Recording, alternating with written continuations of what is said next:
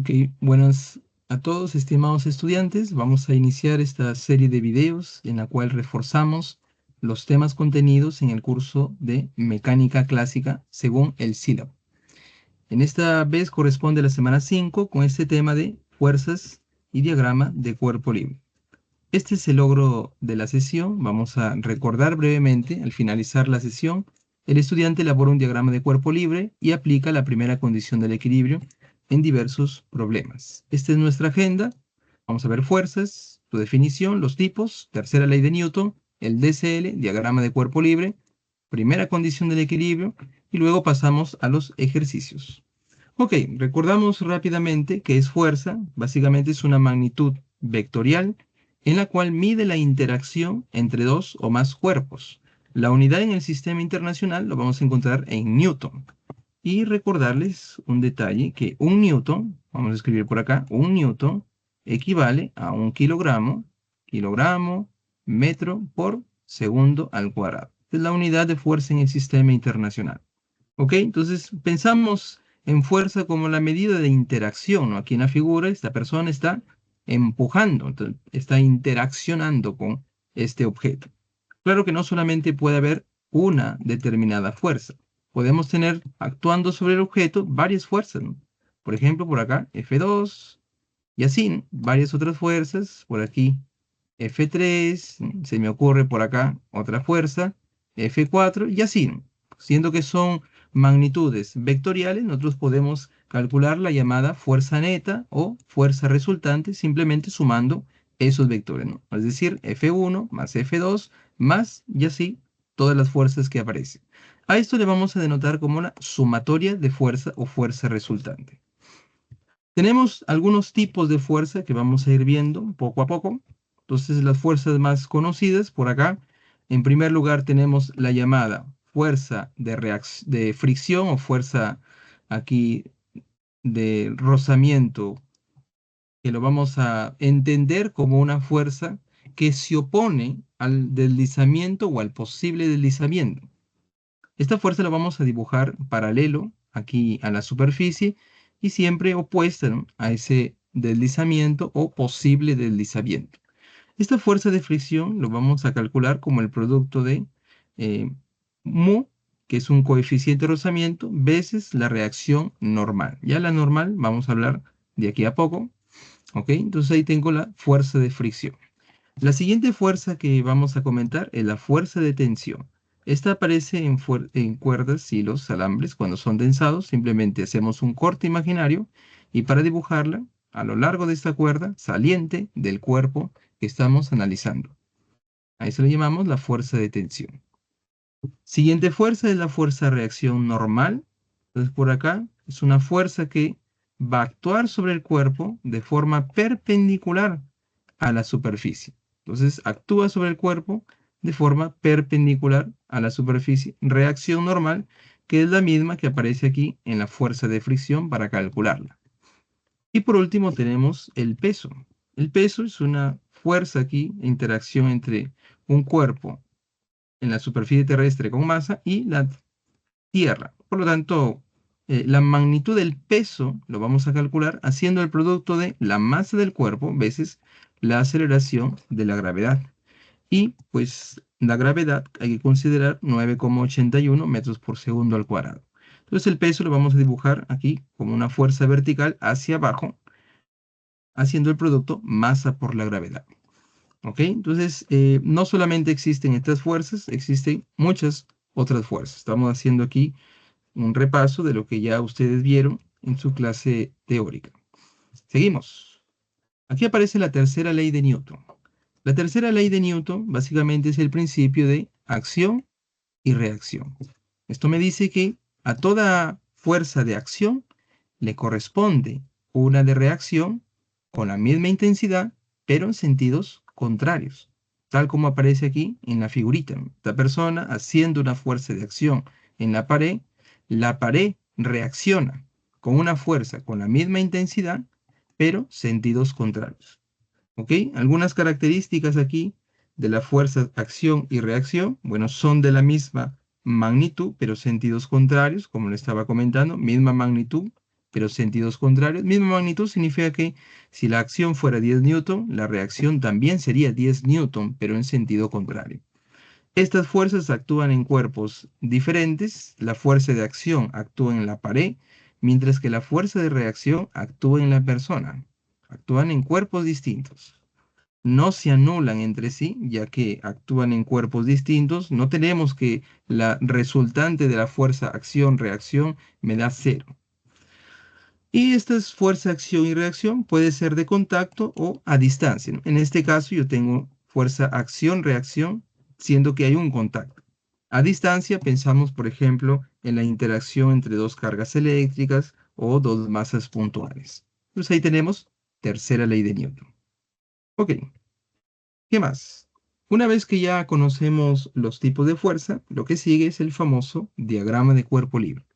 En el diagrama de cuerpo libre, ¿qué vamos a realizar? Vamos a representar todas las fuerzas que ejercen sobre un sistema o un determinado cuerpo por parte de su entorno.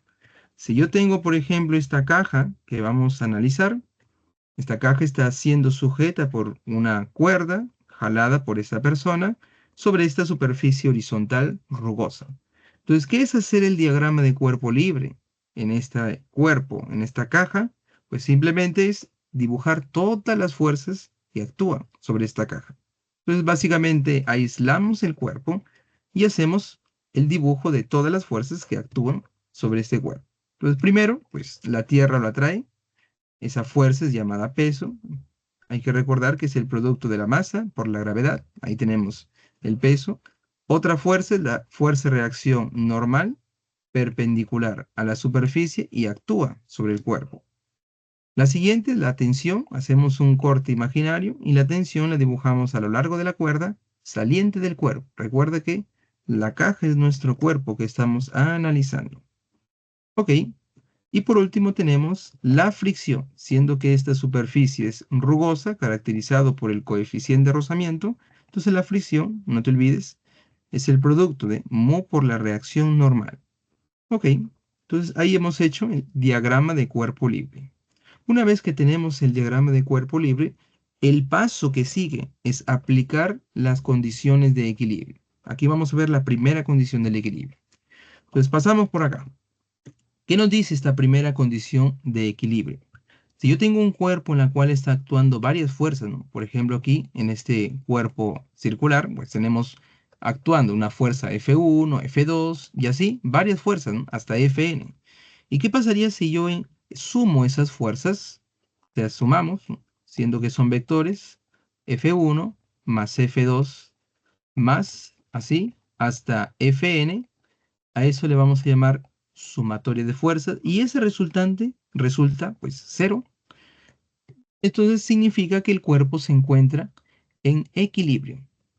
Esto es la primera condición de equilibrio. Entonces si la resultante de fuerzas es nula, hablamos que el cuerpo está en equilibrio. Y cuando nos referimos al equilibrio, eso significa que el cuerpo no se mueve, o sea, está en reposo, o si se mueve, lo hace con velocidad constante. Entonces el equilibrio engloba dos cosas, vamos a decirlo así, que el cuerpo está en reposo, no se mueve, o si se mueve, lo hace a velocidad constante, también decimos que está en equilibrio. Una forma práctica de entender esta sumatoria de fuerzas igual a cero, primera condición del equilibrio, es considerando nuestro sistema de coordenadas X y descomponiendo los vectores. Componentes horizontales y componentes verticales van a aparecer. Una vez con esos componentes, separadamente yo aplico, ¿no? Sumatoria de fuerzas en el eje X igual a cero y lo mismo en el eje Y, sumatoria de fuerzas igual a cero. En una forma aún más práctica, ¿no? Tenemos lo siguiente, ¿no? En el eje X podemos decir para el equilibrio, sumatoria de fuerzas que van a la derecha en módulo deben ser iguales a la suma de fuerzas que van a la izquierda, ¿no? Eso es en módulo, ¿no? Lo mismo en el eje vertical, sumatoria de fuerzas que suben en módulo debe ser igual o compensar, ¿no? A la suma de fuerzas en módulo que baja, ¿no? Esto es maneras prácticas, ¿no?, de aplicar la primera condición del equilibrio. Es como si estuviéramos haciendo un balance de fuerza, ¿no?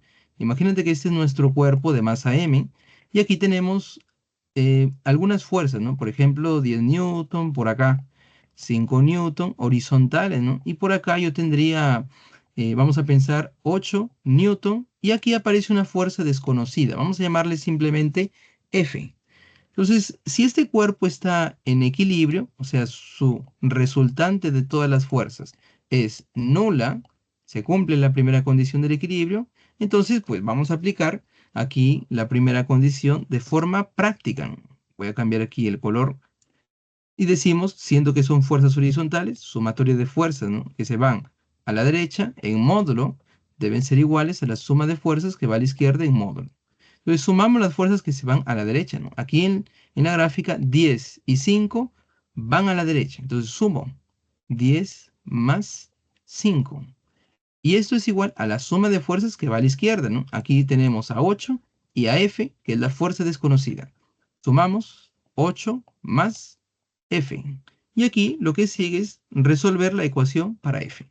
Entonces yo tengo aquí 10 y 5 se convierte en 15 y en el lado derecho tengo 8 más F. Entonces para el equilibrio, F ¿cuánto debe ser?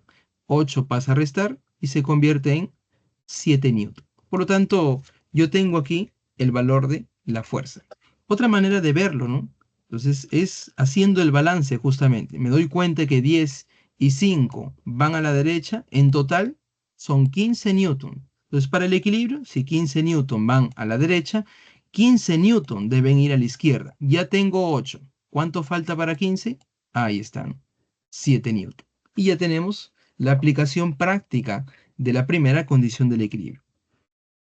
Ok, lo próximo que vamos a ir comentando y finalizando antes de entrar a nuestros ejercicios es lo siguiente, ¿no? Es la ley de senos o teorema de Lamy o ley de Lamy. Justamente esta ley es emprestada de la trigonometría y relaciona los módulos de los vectores, aquí simplemente la letrita que representa el módulo, con el seno del ángulo que se le opone. Por ejemplo, si yo observo al vector A, el ángulo que se le opone es alfa. El vector B, el ángulo que se le opone es beta. Y el vector C, el ángulo que se le opone, teta. Por lo tanto, establecemos la siguiente relación. Observa, el módulo del vector A es al seno del ángulo que se le opone, como el módulo del vector B es al seno del ángulo que se le opone, en este caso beta, como el módulo del vector C es al seno del ángulo que se le opone, en este caso teta.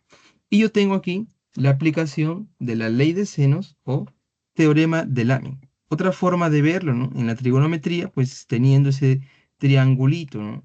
Es algo que podemos emprestar de la trigonometría. Si este es el vector de módulo A, el ángulo que se le opone alfa, por acá tenemos el vector de módulo B, ángulo beta, y por último el vector de módulo C, ángulo teta.